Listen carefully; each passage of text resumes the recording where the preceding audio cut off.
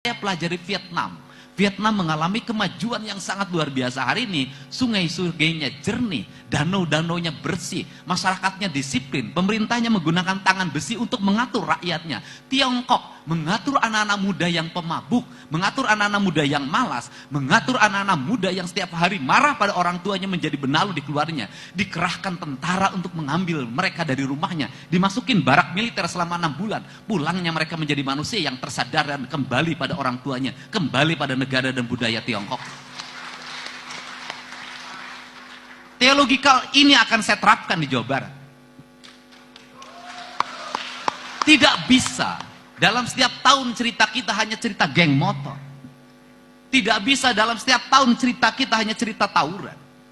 Tidak bisa setiap tahun cerita kita ada cerita orang yang mati karena oplosan. Ini harus segera dihentikan. Kenapa?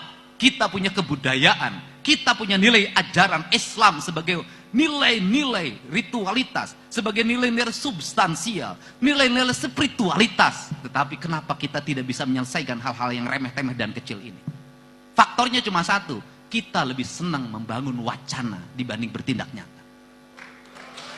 Untuk itu kalau bersedia, pemerintah Kabupaten Cirebon bisa bekerja sama dengan jajaran TNI dan Polri.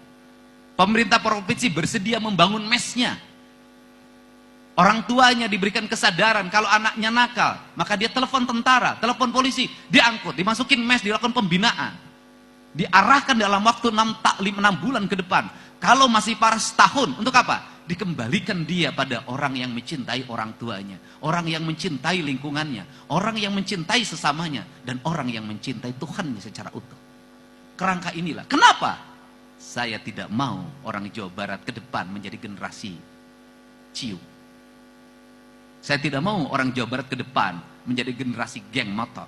Saya tidak mau orang Jawa Barat menjadi monster di lingkungan rumahnya, menjadi monster di jalanannya. Pada akhirnya mereka mati muda.